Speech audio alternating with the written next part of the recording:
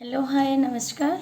मैं वर्षा आपण को वेलकम करुच्चे आम YouTube channel Odia lifestyle by Varsha रे।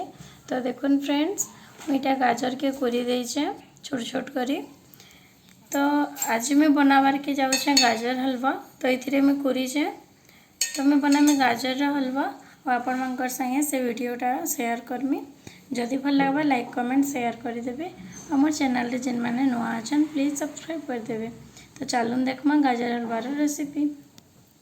तो देखुन फ्रेंड्स मैं गोटे जगह नहीं जाइए एबे मुझे टे घी पकामी और तापर कुरिक रखि गाजर के आम फ्राए करमा। तो मुझे घी यूज करुचे।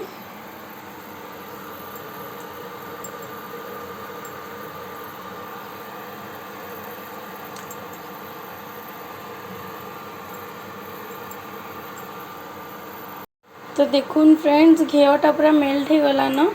एबे आम कुरिक रखि गाजर के ये पकईदेमा। तो देखुन फ्रेंड्स ये मुझे भल भाव फ्राए कर दौचे।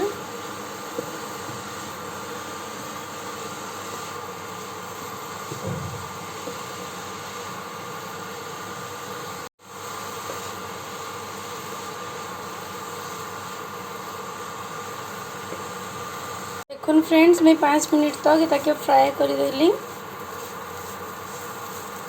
तो मुझे इंडक्शन रे करुचे और मुझे लो करके फ्राए कली। तो 5 मिनट फ्राए कला परे आम ये मिल्क ऐड करमा। तो देखुन फ्रेंड्स एबे मुई मिल्क ऐड करुचे।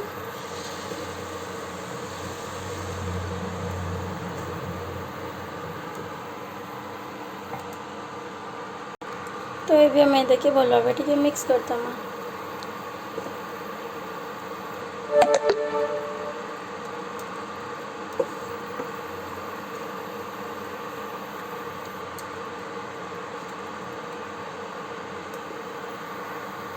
तो फ्रेंड्स एबे देखुन मैं गुरा संगे मिक्स कर देइछे गाजर के।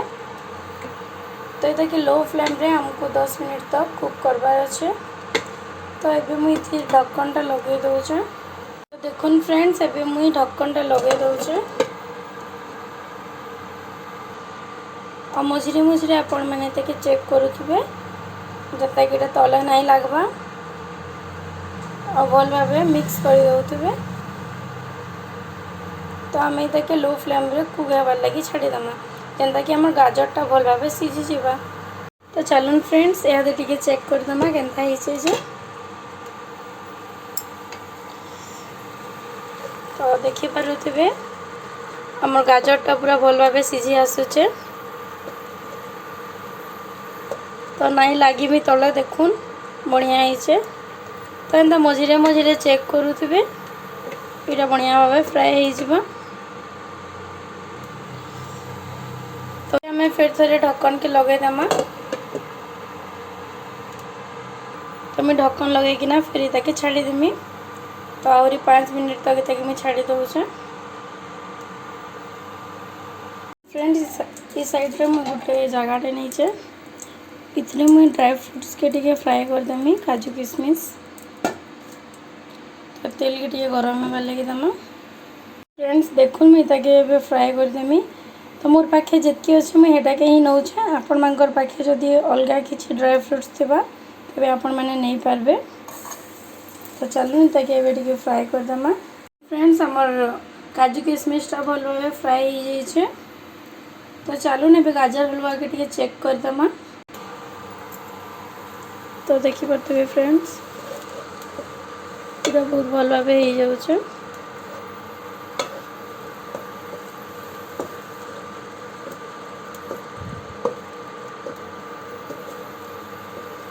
तो ये पूरा सीझी गला न देखुन पूरा सीझी है फ्रेंड्स। एबे हमें नेक्स्ट ये पकामा चीनी। तो चलू ना मैं भी चीनी ऐड करमा। फ्रेंड्स मैं भी चीनी ऐड करुचे। तो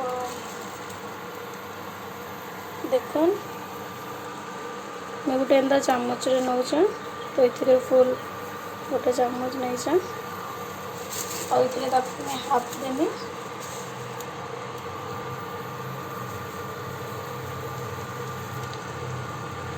तो चीनी के आ गाजर के टी भल भाव मिक्स करदमा।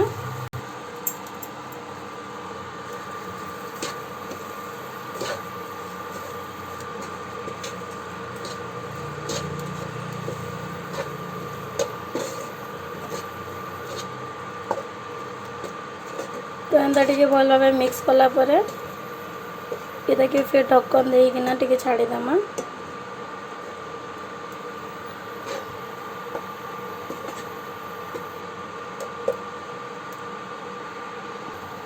तो मैं ताकि कवर करना टी छाड़ी दूँ। तो फ्रेंड्स एबे हमें ढक्कन के काढ़ीदमा।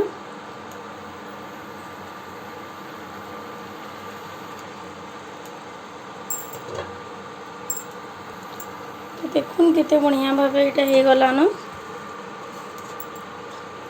तो मुझे बहुत कम टाइम तक इतने ढापी थी चीनी देला परे।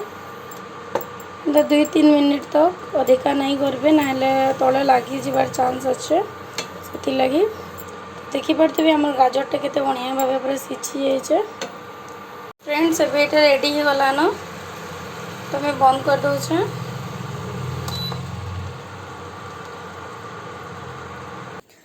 तो फ्रेंड्स गाजर हलवाटा रेडी हो गला।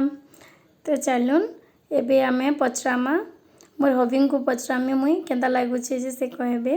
तो तांकु जदि भल लागला बेले पूरा ओके है। तो मुई एबे जाऊचे तांकर पास के तांको एटा मैं खाइबार लगी देमी और केंता लगुचे जे से ही जणाबे। तो चलो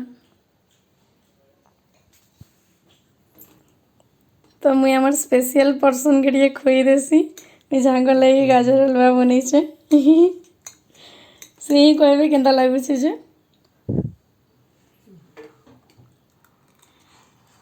केंता लगुचे मुझे तांको कहबार सुजोग भी ना देबार फ्रेंड्स मुझे निजे आका पचरे दूचे केंता लगुचे बोली। तो मते भल लगुचे जिनिसटा बोले बहुत बढ़िया लागसी। भल लागुचे बड़ा। तो मोर हस्बैंड को तो बहुत बढ़िया लगला। आशा करुचे आपण मानको भी भल लागितिबा। निश्चय घरे ट्राई करबे। तो तांकर ऑफिस काम रे लागी पड़ले न। बाय टी कह दियो। Bye bye friends. तो सुनले तो फ्रेंड्स मोर हॉबी को बहुत भल लगला बहुत टेस्टी हिचे भी कहले। तो आपण मैंने भी निश्चय ट्राई करबे। तो मैं किसी ड्राई फ्रूट्स देकी ना ताके गार्निशिंग कर देइछे देखुन। तो निश्चय आपण मैंने भी घरे ट्राई करबे। मो रेसिपीटा जदि भल लागला निजे भी खाइबे समस्त को खुआबे। तो रोचे नमस्कार फिर देखा गोटे नुआ ब्लॉग रे। समस्ते घरे रहन सुस्थ रे रहन मास्क और सैनिटाइजर यूज करूथन।